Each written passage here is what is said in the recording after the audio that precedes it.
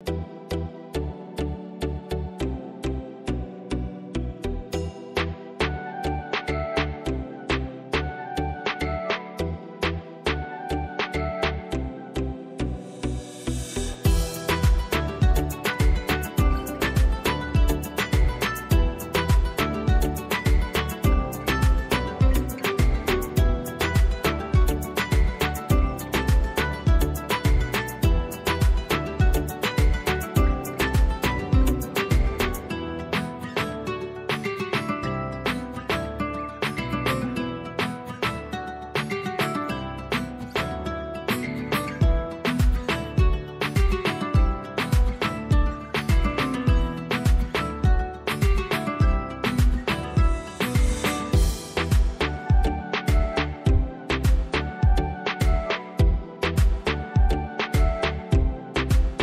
Viewers, আসসালামু আলাইকুম। Welcome back to my channel BD blogger Purna.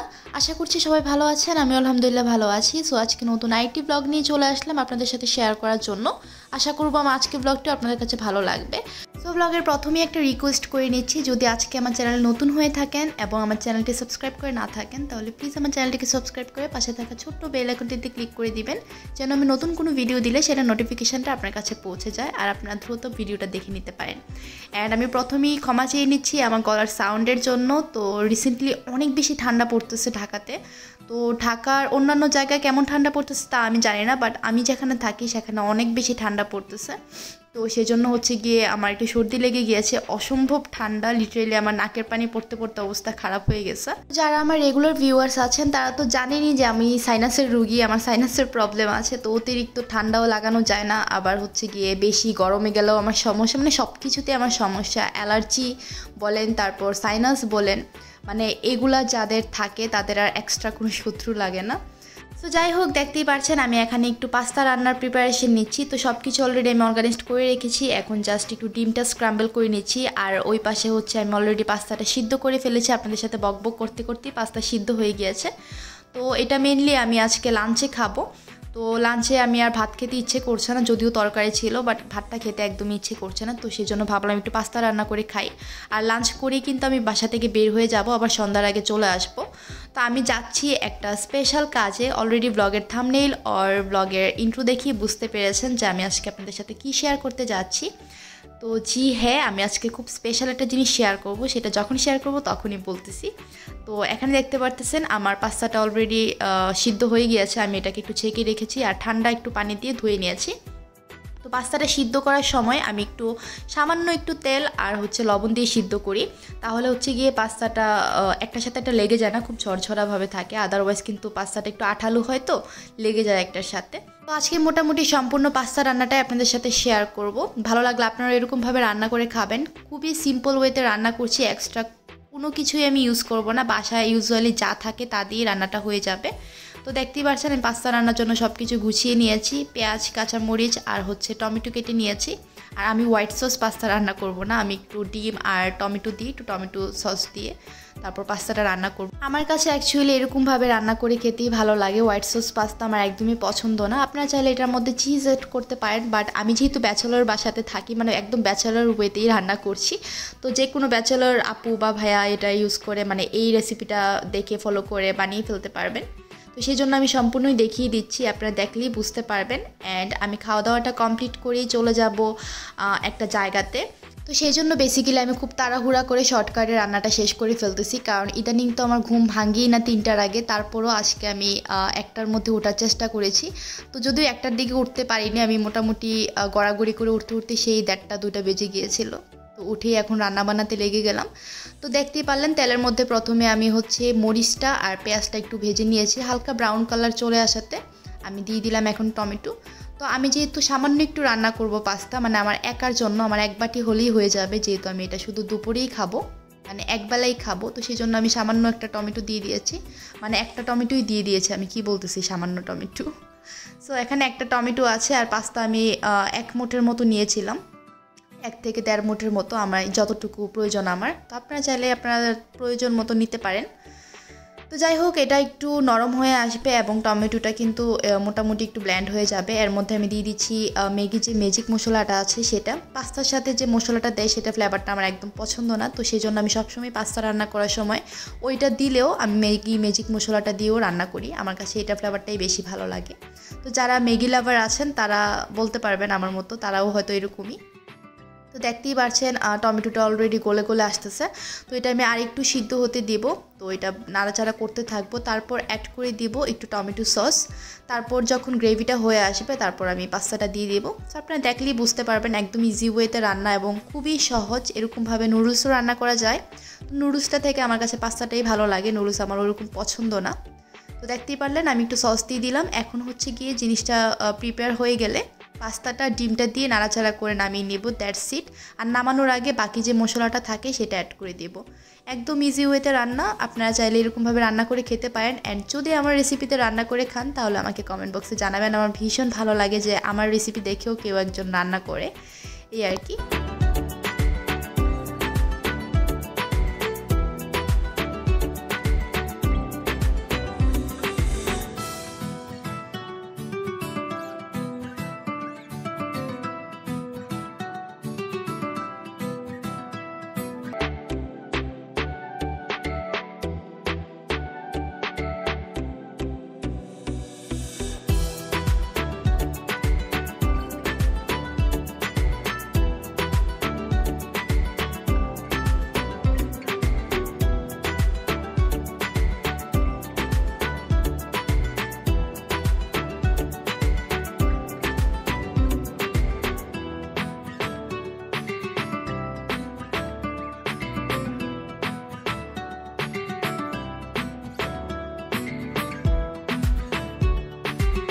তো দেখতেই পারলেন আমি পাস্তাটা দিয়ে একটু নাড়াচাড়া করে নিচ্ছি। জাস্ট মশলাটার সাথে পাস্তাটাকে সম্পূর্ণভাবে মিক্সড করে নেওয়া, এটাই কাজ। আর বাকি যতটুকু মশলা ছিল সেটাও দিয়ে দিলাম, মানে একটা মশলা দিয়ে মোটামুটি হয়ে গিয়েছে।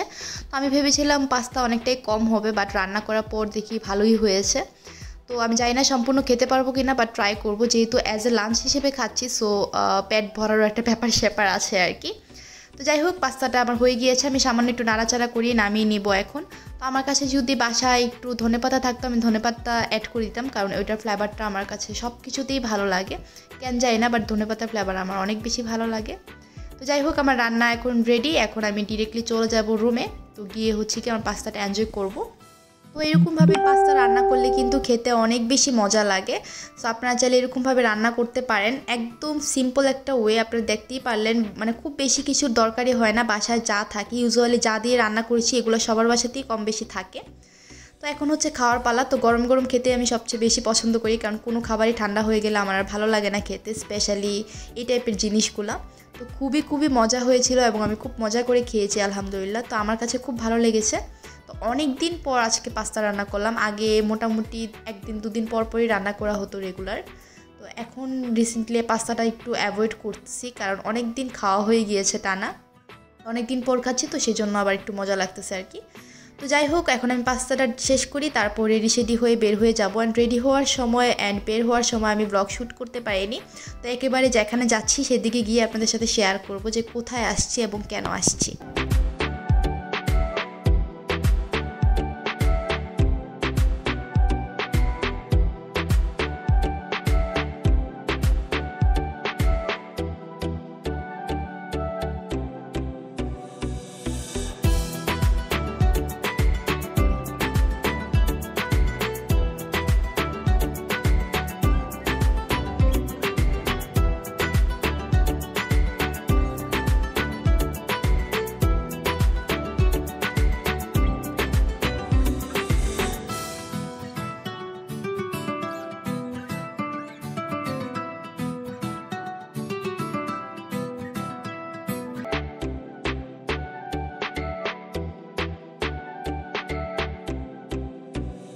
খাওয়া দাওয়া করে আমি একটু বারান্দাতে আসলাম, এসে দেখছি ভালোই ঠান্ডা পড়ে যাচ্ছে। তো আমি বারান্দাতে আসছি অ্যাকচুয়ালি দেখার জন্য যে শীতটা কেমন পড়ছে। তো ওই বেসিসে আমি হচ্ছে গিয়ে রেডি হব।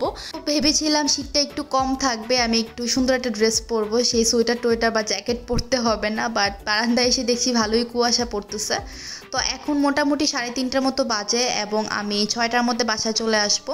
তো আমি একটা জায়গায় যাচ্ছি, সেটা আপনারা এখন দেখলেই বুঝতে পারবেন। তো এই ছিল আমার বারান্দা থেকে ভিউ। তো ভালোই লাগে মাঝে মাঝে বারান্দাতে আসতে। তো আমারও দেখা যায় যে অনেক লেট করে ঘুম থেকে ওঠা হয়, তো সেই জন্য দেখা যায় দিনের আলো আর পাওয়া যায় না। তো রুটিনটাই যেহেতু চেঞ্জ হয়ে গেছে, আমি চেঞ্জ করতে পারতেছি না কোনোভাবেই, মানে ঘুমাতেও পারতেছি না রাতের বেলা, অ্যান্ড আমার ঘুম সার্কেলটাও চেঞ্জ করতে পারছি না। বাসায় গেলে যদি চেঞ্জ হয় আর কি। তো সবাই একটু দোয়া করে দিন আমার জন্য, যেন ঘুম সার্কেলটা চেঞ্জ হয়ে যায়, আবার আগের মতো হয়ে যায়, একটু ঘুমাতে পারি অ্যাটলিস্ট রাতের বেলা। রাতের ঘুম আমি ঘুমাই দিনের বেলা আর কি। তো যাই হোক, আমার থাম্বনেইলে যেটা ছিল সেটা এখন শেয়ার করা যাক। তো তারা দুজনেই হচ্ছে গিয়ে আমার মিউচুয়াল ফ্রেন্ড বলতে আমার বেস্ট ফ্রেন্ডের ফ্রেন্ড হচ্ছে গিয়ে এই ছেলে ফ্রেন্ডটা আমার। তো আমার যেহেতু ফ্রেন্ডের ফ্রেন্ড, সো আমারও ফ্রেন্ড, আর মেয়েটা হচ্ছে গিয়ে তার এখন বউ হয়ে যাবে। তো তারা এখানে কোর্ট ম্যারেজ করতেছে। তো আমরা সবাই এখানে ছিলাম সাক্ষী হিসেবে, and for the first time আমি এরকম কোনো কিছুর সম্মুখীন হচ্ছি। কারণ হচ্ছে কি, আমি কখনোই এরকম কোর্ট ম্যারেজ দেখিনি এবং নিজে সাক্ষী থেকে কোনো বিয়েটি দেইনি, যদিও আমি সাক্ষী ছিলাম না, তারপর আমি ছিলাম ওখানে, মানে অ্যাজ এ ভিজুয়াল সাক্ষী হিসেবে আর কি, লিখিতভাবে সাক্ষী ছিলাম না আর কি। তো এখানে আমরা বেশ কয়েকজন ছিলাম, 6-7 জনের মতো। তো এখন অনেকেরই মতামত থাকতে পারে যে এখানে কোর্ট ম্যারেজ এসে কেন বিয়ে করতেছে। তো তারা তো পারিবারিকভাবেও বিয়ে করতে পারতো, নাকি পালায় বিয়ে করতেছে এরকম কিছু, বাট ওইরকম কিছুই না। তো তাদের দুই পরিবারই মানে সম্মতি আছে, দুই পরিবারই মোটামুটি বিয়ে অলমোস্ট ঠিকঠাক করা, বাট তাদের খুব ইচ্ছা যে তারা পালিয়ে বিয়ে করবে বা এই টাইপের মতো, না জানিয়ে আগে বিয়ে করে রাখবে, পরে তো আবার ফ্যামিলিগতভাবে বিয়ে হবেই। তো এটা অনেকেরই শখ থাকে, তো পালিয়ে বিয়ে করবে বা কোর্ট ম্যারেজ করে রাখবে। তো সেটাই তাদের ক্ষেত্রে হয়েছে। তো এখানে দেখতেই পাচ্ছেন বিয়ে পড়ানো হচ্ছে, এবং আমার তো খুব এক্সাইটেড লাগতেছিল, কারণ জীবনের প্রথম আমি এরকম কোনো বিয়ে দেখতেছি, এবং আমি একদম সামনে থেকে বিয়ে দিয়েছি ওদেরকে। তো জিনিসটা খুব বুঝতেই পারছেন আমি কেন এক্সাইটেড ছিলাম। তো আমার খুবই এক্সাইটেড লাগতেছিল এবং খুব মজা লাগতেছিল। তো সেই জন্য আমি চেষ্টা করেছি আপনাদের সাথে টুকটাক একটু শেয়ার করার। তো আমি একটু স্টিকার লাগিয়ে দিয়েছি, কারণ সবারটা প্রাইভেসি আছে, আমি তাদের পারমিশন নেইনি। তো সেই জন্য আমি হচ্ছে গিয়ে ভিডিওটাতে শো করলাম না তাদেরকে, স্পেশালি বউটাকে। তো নেক্সট কোনো দিন তাদের সাথে দেখা হলে ইনশাল্লাহ আপনাদের সাথে শেয়ার করে দিব। আপনারা সবাই তাদের জন্য দোয়া করে দিয়েন যেন সুখে শান্তিতে বসবাস করতে পারে। তো আমি জিনিসটা এমনিতেও শেয়ার করতাম না আপনাদের সাথে, তারপরও ভাবলাম যে ঠিক আছে একটু শেয়ার করি, আপনারা একটু মজা পান, এক্সাইটেড থাকেন, কারণ অনেকেই হয়তো আমার মতো আছেন যারা এই টাইপের বিয়ে দেখেননি বা জানেন না কিভাবে হয়। তো সেরকমই আর কি। তো ওই যে আঙ্কেলটাকে দেখতে পাচ্ছেন, সে হচ্ছে মেইনলি কাজী। তো অন্যান্য কাজে আমি যত কাজে দেখেছি, মানে আপ্পির বিয়ের কাজে বা আমি যত বিয়ে টিয়ে আজ পর্যন্ত সরাসরি দেখেছি, সব কাজেরা একটু গম্ভীর টাইপের হয়ে থাকে। তো এই কাজটাকে দেখলাম খুব হাসি খুশি ভাবে বিয়েটা দিচ্ছে, এবং নিজেও খুব এনজয় করে বিয়েটা দিচ্ছে। তো যাই হোক, বিয়ে পড়ানো হয়ে গিয়েছে, এখন হচ্ছে বাকি সব ফর্মালিটিসের কাজ। আরেকটা ভাইয়া গিয়ে এখানে মিষ্টি নিয়ে আসলো, আর সে তো ইচ্ছে মতো খাচ্ছে, তো আমাদেরকেও সবাইকে দিচ্ছে। তো যে ভাইয়াটা দাঁড়িয়ে আছে তার বেস্ট ফ্রেন্ড মেনলি হচ্ছে গিয়ে বউটা, মানে মেয়ে ফ্রেন্ডটা আমার। তো এই তো সবাই মিলেই ঝেলে এখানে এখন আমরা মিষ্টি মুখ করবো। আর এখানে অনেকেই আছে দেখতেই পাচ্ছেন, আমার একটা বেস্ট ফ্রেন্ডও আছে এখানে। তো যাই হোক, আমরা এখন মিষ্টি মুখ করবো, আর হচ্ছে গিয়ে তাদের জন্য প্রাণ মন ভরে দোয়া করে দেবো। তো এখান থেকে মিলে আমরা গিয়েছিলাম একটা রেস্টুরেন্টে, ওইদিকে গিয়ে আমরা সেলিব্রেট করেছি, খাওয়া দাওয়া করেছি সবাই মিলে। তারপর হচ্ছে গিয়ে বাসায় চলে আসছি আর কি আমি। তো আমি যে কোথায় কোথায় স্টিকার লাগাইছি আমি নিজেও জানি না, বাট আমার মানে ইন্টেনশন ছিল জাস্ট বউটাকে হাইড করার আর কি। তো যাই হোক, এখানে বিয়ে শাদী পড়ানো শেষ, এখন হচ্ছে আমরা একটু নিজেরা চিল করব, রেস্টুরেন্টে খাওয়া দাওয়া করব, তারপর বাসায় চলে যাব। তো সব কিছু অ্যাকচুয়ালি ক্যাপচার করে আপনাদের সাথে শেয়ার করা পসিবল না, অ্যান্ড আমি অত সব কিছু শেয়ার করতে চাচ্ছিলামও না, কারণ বন্ধুবান্ধব যখন একসাথে থাকি তখন চেষ্টা করি যেন নিজেরা একটু এনজয় করতে পারি, সেজন্যই। আর যখন দেখা যায় যে ব্লগ শ্যুট করি, ব্লগের জন্য সারাক্ষণ মাথাতে টেনশন থাকে, কোন শ্যুটটা হয়েছে, কোনটার পর কোনটা আসবে, এই সব কিছু আর কি।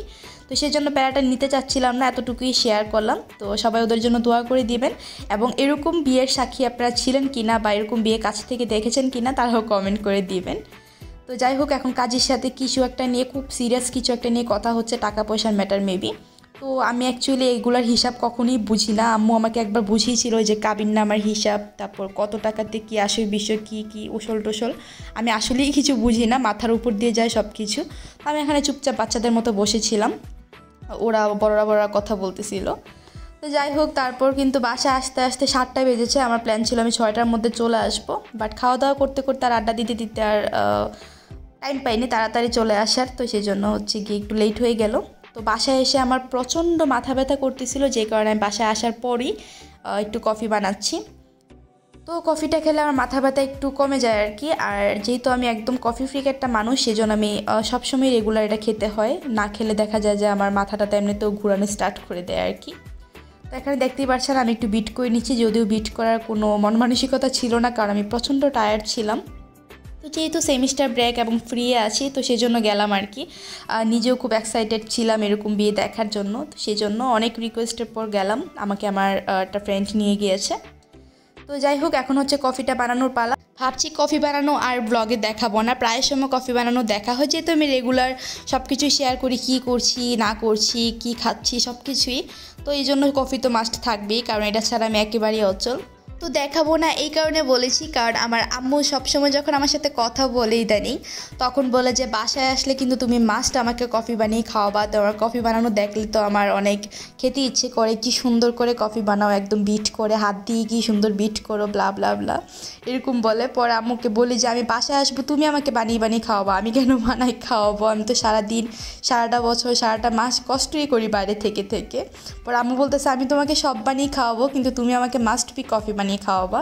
তো এই জন্য বলতেছিলাম আম্মুকে যে আমি আর কফি বানানোই দেখাবো না, তুমি খালি খেতে চাও কফি বানানো দেখলে। তো নিজের জন্য যতটুকু বানাই এটাই অলস লাগে, আর বাসায় গিয়ে তো এমনিতেও কিচ্ছু করতে ইচ্ছে করে না। আমি একদম আগে যেমন প্রিন্সেস ছিলাম ওইরকম প্রিন্সেস ডায়না হয়ে যায় বাসায় গেলে, একদম কিচ্ছুই করতে ইচ্ছে করে না। ইনফ্যাক্ট আমাকে ভাতটা যখন বাসায় খাটের উপর এনে দিয়ে যায়, তখন আমার আম্মু আরেকটা এক্সট্রা প্লেটও নিয়ে আসে, যেন আমার উঠে হাতটা ধুতে না হয়, এত আরামে থাকি। সো আর বাসায় গিয়ে আমি অন্যজনকে কফি বানিয়ে খাওয়াবো, সেটা তো আমি জানি না পারবো কি না, বাট চেষ্টা করবো একদিন আম্মুকে বানিয়ে খাওয়ানোর জন্য, যেহেতু বেচারি আবদার করেছে। তো যাই হোক, আজকে ব্লগটা আমি আর বেশি লং করছি না, এখানেই শেষ করে দিব। আজকে ব্লগটা আপনাদের কাছে কেমন লেগেছে সেটা কমেন্ট করে জানাবেন। হোপসো আপনাদের কাছে আজকে ব্লগটা একটু ইন্টারেস্টিং লেগেছে, কারণ ইন্টারেস্টিং অনেক কিছুই শেয়ার করেছি। তো যাই হোক, আজকে এখানেই বিদায় নিচ্ছি। সবাই ভালো থাকবেন, সুস্থ থাকবেন, আমার জন্য প্লিজ বেশি বেশি দোয়া করবেন এবং আমার সাথে থাকবেন। আল্লাহ হাফিজ।